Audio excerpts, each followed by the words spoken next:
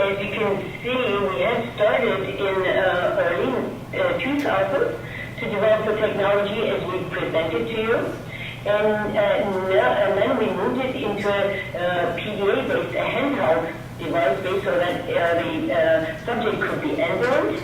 In the future, we have hopes to move it into a technology that is sort of stick-on. You would basically put it on the forehead, and it would be totally non-intrusive and would work beautifully with those who need to be in their natural environment when we're studying them.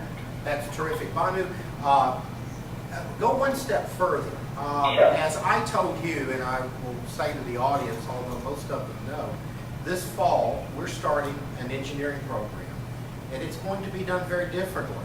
It will certainly emphasize the sciences and mathematics.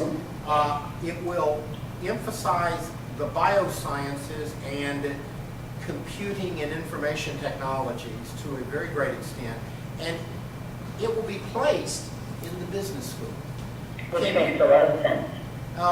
Comment on that model and comment for our students what you are doing to commercialize this product. Certainly, that's my pleasure actually. This is maybe also what distinguishes our team from the others in the country and in the world. We are what is called translational team, which means we move our discoveries from our laboratories to practice, to the patient as fast as possible. In order to do that, we have to bring to our environment, to our research and development environment, not only other scientists from other disciplines, but also those from the business world who will eventually move this product, help us develop the product, help us sort of strategize about the regulatory pathway, strategize about intellectual property, and strategize about investors, how to raise funds, and how to attract angel investors, and how to eventually form the companies, the startups, to make sure that that technology is on its way to help healthcare.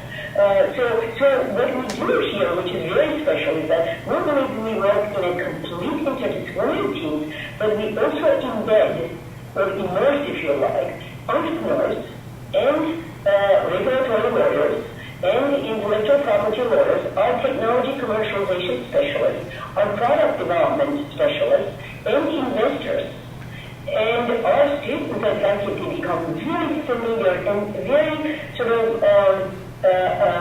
true to their culture. Because it's a different culture. So when the two cultures fuses, then we see that the right strategies are understood by the basic scientist, who in turn changes his or her research program in order for these technologies to eventually become a product and serve the patients. Do you have patents on any? Oh, we have many. Very many patents, obviously. As you can see, especially if they go to our life-saving solutions program and see like 12, 13 technologies that we're pushing, while others pushing our other domains, we have many patents.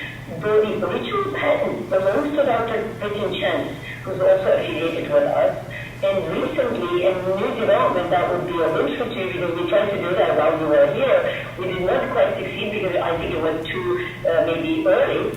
The Chen family and us are in the process of forming a joint company, a university company basically, an R&D company, to make sure that we raise all these funds that are necessary for R&D, and then product companies rise out of those R&D companies. Wow. Dr. Britton Chance is a very well-known biologist at the University of Pennsylvania. He is, how old is he now? He is past 90, we just celebrated 93. He's 93, and when I met him, I thought he was 18. The way he moved and thought and pushed and pulled and whatever. So please send my regards to...